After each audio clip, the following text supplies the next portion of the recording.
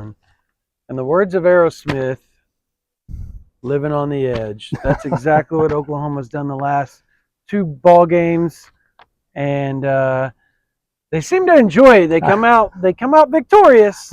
They come out victorious as Oklahoma beat UCF 31-29 in what seemed to be and should have been a game that Oklahoma came out and took care of business. The defense comes out hot in the first quarter, punt, punt, punt, punt, and the offense was stagnant. Well, one of those series they scored a touchdown, go up 7. But outside of that, that offense for Oklahoma was stagnant. They couldn't get the running game going. Dillon Gabriel, it seemed like they just relied on his arm over and over and over. And then in the second half, as Oklahoma, and we'll talk about the kicking game. But the second half, man, welcome back, Gavin Sawchuk. Yeah. Looks like you give him a chance to get in the groove. He might be pretty good for you. Yeah, I think so. Might be pretty good. Some people are saying that he was slow. I disagree. He jogged because he was unsure on that last one because he was unsure whether he needed to take a knee or get in the end zone. If you go back and watch, he's shrugging while he's running, looking back. And I asked Dillon Gabriel about it, Brian. I said, what were your thoughts on that? What was your view on that? Did you see him shrugging? And he said, I was as confused as Gavin. The whole team was confused whether he should have scored in that situation or not. And he said, on the flip side, he thought UCF was also confused because they kind of backed off chasing him and then chased him and then backed off and then were like deciding whether they wanted to let him score or not. It was a whole thing. But anyways, Oklahoma 31-29 in a game that a lot of learning can be had here. Oh, yeah. What's your quick take real quick before we start diving into it? So this team has been opportunistic all year long, and it dumbfounded me whenever you look at their worst starting field position in the first quarter was their own 45-yard line, and they only find a way to turn that into 7 points. You missed 2 field goal attempts, and things just did not look fluid offensively for the first half and really for the third quarter. The third quarter was the first time all season that they've gone scoreless in a quarter. And so, the offense was struggling at times to really move the ball and maintain possession of the football. And you put the defense in some tough situations. But at the end of the day, you won the football game. And so you can go back to the film. You can go back and see what you didn't do right, what you need to improve on. And I think that's what you take away from this. These are the most valuable kind of games for this coaching staff because you are still in the win column, but you've got plenty of things that you can teach off of, and you certainly won't have a problem keeping anybody's attention going into a game against Kansas last week, who just beat this UCF team 51-22 just a couple of weeks ago. So lots of stuff coming up this week, but at the end of the day, it was a win. It was. I'm trying to find the third down numbers here because I know Oklahoma at one point had UCF in the fourth quarter. I believe they were 2 for 10 at one point. They were 4 for 16. Look, here's the thing. Oklahoma was 7 for 16. Anytime you hold somebody 2 for 10, if I would have told you UCF was going to be 2 for 10 going into the fourth quarter on third downs, your first thought probably would have been, oh, man, Oklahoma's kicking the crap out of UCF. Correct. If you hadn't watched the game. Right. On the flip side, Oklahoma ended up almost 50%, which is about what you can live with that. Baseline. You need that. You need that. Yeah. That is a good standard to live by. That's a lot of what helped Oklahoma in the end overcome the kicking game was, which let's talk about Zach Schmidt. Brent Venables was asked about him. He said he continues to trust him. He will continue to trust him.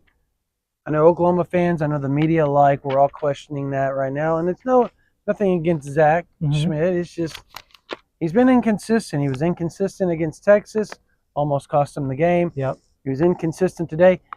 At no point should Oklahoma have trailed. If he hits both those field goals, it's 23-23 going into the fourth quarter. And who knows what ripple effect that causes anyways, Right. because we don't know on the preceding kickoff if they pin them down inside the 20, get the ball back, go down, score. A lot of things can happen differently if you are successful in the special teams. So got to work on that, and they've got to work on it fast, because at some point during the season, that's going to make or break them during the game, because this team, as we said, likes to live on the edge a little bit. They're a really, really good team. They're not elite. They're a really, really good team, and if they play well, they should go undefeated. Yes. Yep, absolutely. They should. Well, and to add the special teams, yes, the kicking game as far as place kicking was bad, but I think we may figure out who the punter is going to be. He's good. He averaged 51.6. We had 5 punts today. Luke Elzinga had 5 punts. He averaged 51. Michael Turk's back in uniform and a different number. Correct. So he had 1 touchback, but 4 punts inside the 20. So good stuff on that. But yes, the place kicking has got to get figured out. And at this point, I think this is probably just a time where Schmidt needs to reset and it'll just get back into the groove of making a couple of them, and I think he'll be okay. So let's talk about Dillon Gabriel. He's playing against his former team that he spent 3 years with, essentially, at UCF. They come to town. There's some disdain. There's not some disdain. It is what it is. Dillon was asked about it during the week, the hubbub. I think when I said earlier in the week that I thought that would be a rallying cry for the team, I think it became more of a distraction than anything else. I agree. And I think you saw a lot of, between Jeff Lebby and Dillon, pressing quite a bit on trying to make plays with his arms, trying to be cute a little bit instead of just turn around and hand it to 27 and get him in the groove early on. They didn't do it. And yet, he didn't really earn the right to get in the groove early on with those 2 jittery mistakes that he made. But, again, as Venables said against Florida State, I asked a question, and he kind of got snarky with me, and he pulled me to the side after we were walking out of the press room and talked to me for a little bit. He was joking, and I knew he was joking. But I have to say, he proved himself warranted to be able to do more than what he has, and Venables let it know. Florida State, he proved his worth. And so that gets my question, why is it taking so long for 27 to get going? That's a good question. And, for the first time today, my perspective was a little bit different, being up top instead of down on the field. And something that I noticed and that I'm definitely going to have to go back and watch is it feels as if the timing doesn't seem necessarily right between the running backs and the offensive line, because the hole may be there, but by the time the running back gets to the hole, it's closed up, or we're just miscommunicating on where it's at. And so I just, as a former offensive line coach, I know how frustrating that can be for those guys, because you're doing everything you're supposed to do, but if if the entire team's not on the same page, then it doesn't matter. And so I think as we watch the game progress, and as Coach Venables talked about them sustaining blocks a little bit longer, those holes started to open up a little bit. And seeing Gavin today should be promising for this team moving forward, because that's a guy that does have that home run ball ability. And we've seen it, we saw it last year against Florida State, but there was a glimpse of it today, and I think that gives you something you can hang your hat on moving forward. Oh, well, Brian, people say that he's jogging on social media or he's not fast, when in reality he was jogging, like we said earlier, because he was trying to figure out what he needed to do once he busted. He took that 2 step. He was jogging and still separating away from the guy. So. Go watch his track film from high school if you don't believe the guy's fast. He can fly, he's incredibly quick. At some point this year, you're going to see it open up, and it's going to be glorious for y'all to watch. Let's talk about Dillon Gabriel's game today. He ran the ball sufficiently when he needed to. Correct. He was 25 of 38 with 1 interception and 3 touchdowns. The 1 interception bounced off Drake Stoops' chest before he was hit. So that was on Drake, and Drake would probably admit that. And we're going to talk about Drake too, because that guy can flat out play. But what did you think about it? With all the hubbub, with all the drama, with all the I guess distractions with the UCF storyline that is hovering over, and Dylan said he was ready, he was happy that the game was over with. Yeah. Just at peace now. Mm-hmm. What are your thoughts on his play today? Is he still looking like a lead Heisman candidate in your mind? I think so, because this was a situation you saw him under a little more pressure today than he's been under. I believe this is the most sacks Oklahoma's given up in a single game. Average one a game. So he was under more pressure today, and hats off to Tremont Boris Brash, who is, I mean, he leads the Big 12 in sacks and tackles for loss. So this is a guy that they know how to get after the quarterback at UCF. But I'll say that, given the situation, coming back home after an emotional win like that, which for the last couple of weeks he's had to have been on cloud nine, I would imagine. You kind of come out and get hit in the mouth a little bit. But I think to rally and to do the things that they needed to do to win the football game, and most importantly, he continued to lead them down the field to win that game. Yeah. I think that speaks volumes to where this guy is at, because at the end of the day, if you don't have that leadership quality, it's really hard to get your team through games like this, and he did just that. So I think you can take this as a positive for Gabriel. Yeah, it was a good game. I think he tried to force some things. Mm-hmm. I think he had some plays where he short-armed.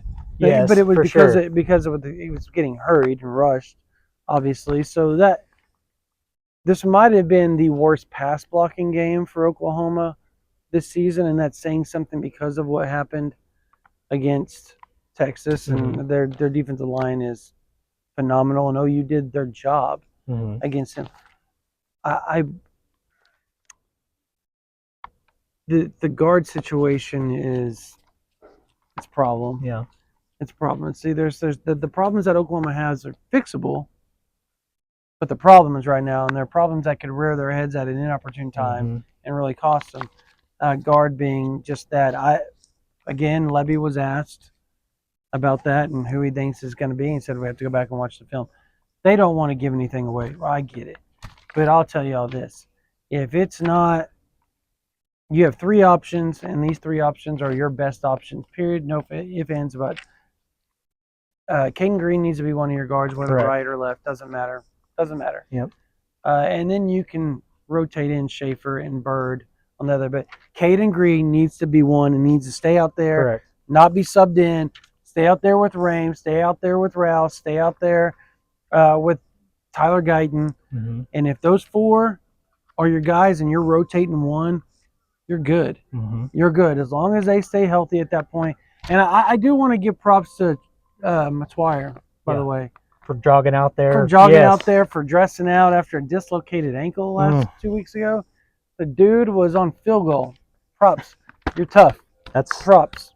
You're a tough dude. Anyways, on the defensive side of the ball, Danny Stutzman continues to play really, really well. Butkus Award 12 tackles today. Forced fumble, and he had one tackle for loss. But my man Ethan Downs. I knew it was coming. You knew it was coming. I've been defending him and fighting for him for 3 years, and this dude keeps telling everybody, hey, I'm a bad mother scuther. Yeah. And he has continued to play that well. The defense did not play bad today, folks. It didn't. They had 4 or 5 miscues. I talked to some people after the game down here on the field, and they felt like it was 3 really big plays that you can look back and say they just played like trash. Yeah.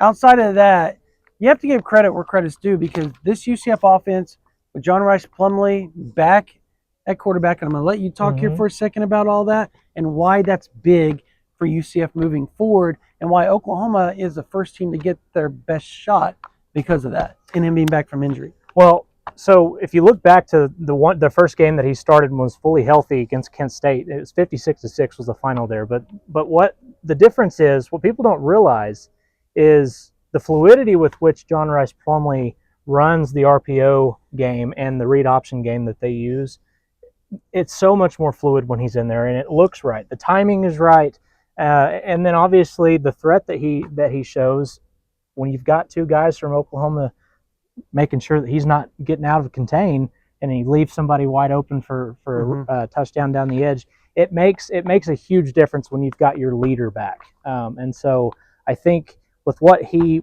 brought for UCF today, I don't think that this is going to be a team that just goes the rest of the way without losing or without winning a Big 12 game. They're 0-4 in Big 12 play, which is just ridiculous to me. But again, Oklahoma was up against it for a little bit here, and they found their way. They found a way of digging out. So you got to give them credit for that.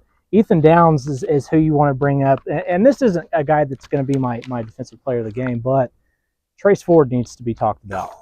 Because there were some effort plays. The play to get in the passing lane, was it a third down over here? Third down. And I mean, just the effort plays that you're seeing from some of these guys that play on the edge. Did you see his celebration after that? Yeah, I did. I'm gonna do it for y'all. So he gets down a little like this, and he stares at it, and he sits there and just stared at John Rice Plumlee like this after he did it. I saw it. That was good. Yeah, no, he did.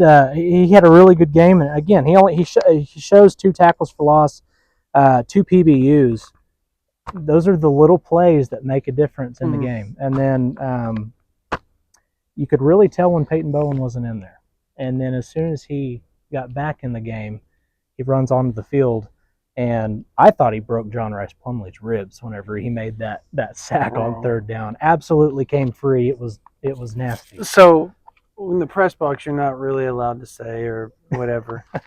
Our man Bob Prisabolo over there at On 3, sitting a couple down for me. It was hilarious. Because he saw it before anybody else happened. He was like, he's creeping. He goes, he's creeping. He's coming. Oh! And like just said it like, well, and it wasn't like a cheer or it wasn't anything. But like, he got caught up kind of like I did last week a little bit, kind of in the moment. And it was funny because he saw it and was like giving the play-by-play before Bowen just absolutely torched Plumlee. Yeah, he wrecked it. So, it was pretty good. It was a good hit, but he continues to make these standout plays. He does. Which, I mean, I don't think I'm declaring anything whenever I say he's already proven to be one of the best players on this team, and it's just crazy how much higher his ceiling is going to be as the years go along. So I want to ask you this. I'm going to read this stat line. I want you to see if you can. You probably have read it already, and I want to see if you can pick out who this is. Okay. And it'll be surprising. It'll surprise a lot of people who this is because it doesn't seem right. Okay. It seemed like this person was in on so many other plays and whatever today for Oklahoma defensively. 2 solo tackles, 3 assisted, 5 total, 1 tackle for loss, 2 QB hurries. Who is this? 5 total, 1 tackle for loss, 3 Isaiah QB Coe. Who? Jaron Kanik. Really? Wow. Yeah, that is surprising. He was flying around a lot more than that. Yeah, got a flying.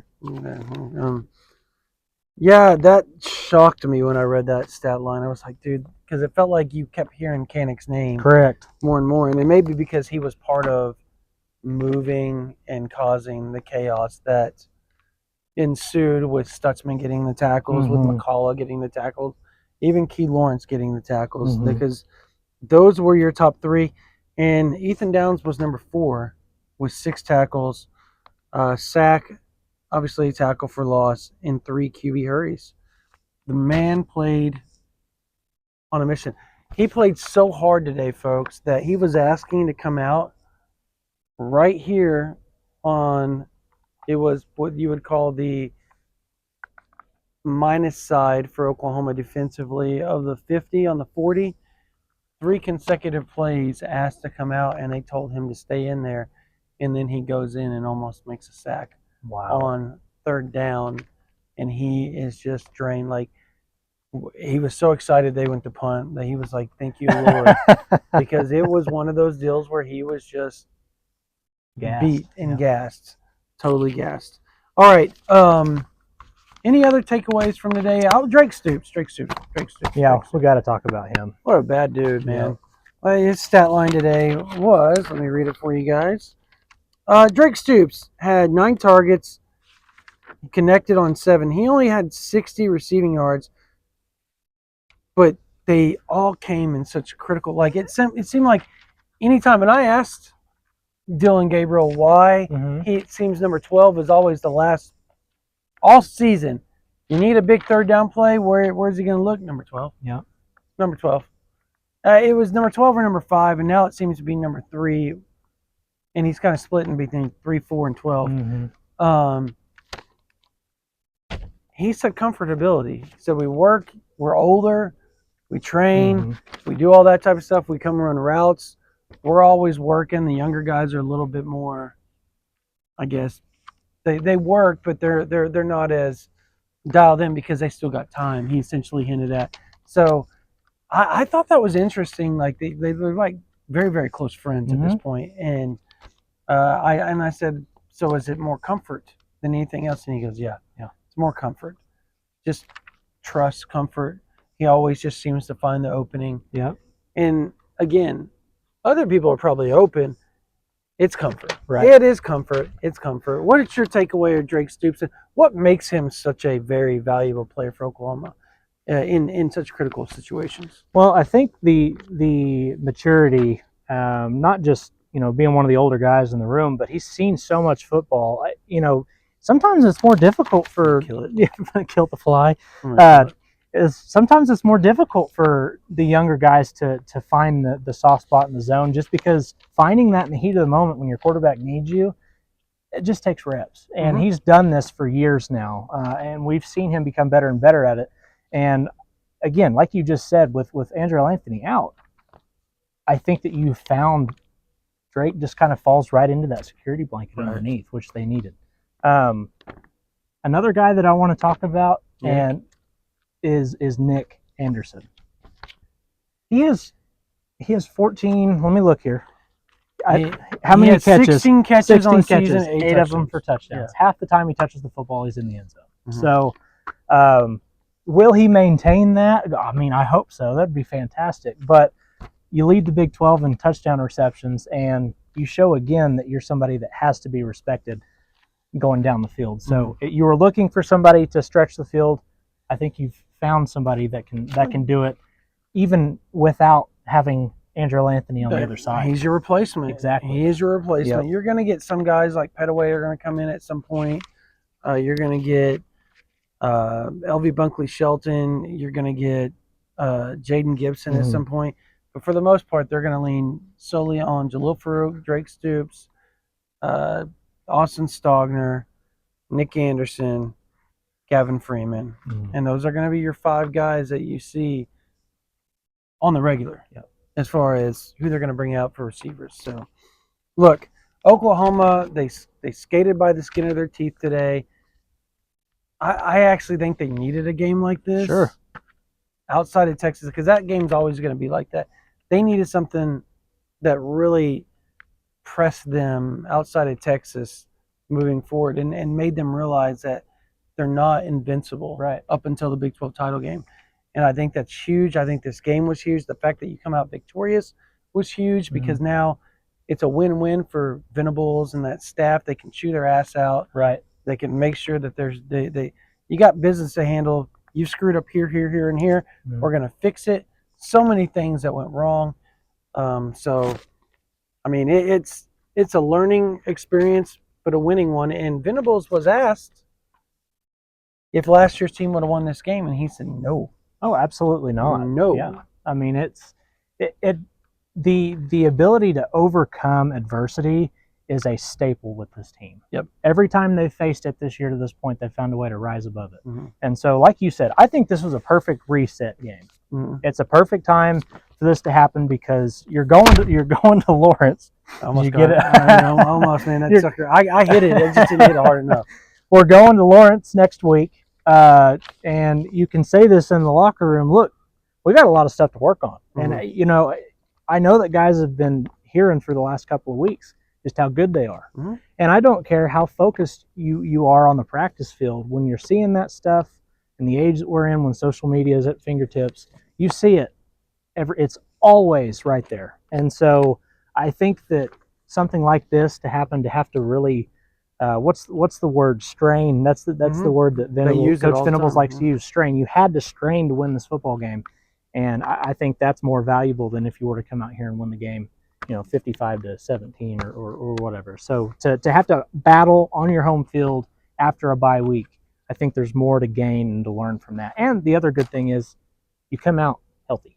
Correct. Which That was huge. which was something that we were worried about coming into this game. So huge. And Tawee Walker suspended. If everybody wants to know that, we'll be back. In-house suspension. Take it for what it is. I mean, shoot, he probably showed up late for a bus. I don't know. I haven't asked. So, anyways, all right. Before we close this out, offense. We're just going to name the names. Okay. We've discussed everybody that we're probably going to name. So, offense, defensive player, go. Offensive player, I'm going Nick Anderson. Okay. 2 more touchdowns. Again, he's over 100 yards receiving again. Mhm. So, defensive player. You should do it. I won't. I'm not going to take your guy. I'll go Danny. I'll go Danny Stutzman. He's double-digit tackles again. So, I believe what's he up to? 70 on the year now. Yeah, he's stupid, man. So he's stupid. He's going to blow his tackle for loss total out of the water. I believe he's already over it now. He's at 11 and a half. Yep. He's at 11 and a half on the year. So Danny Stutzman's defensive.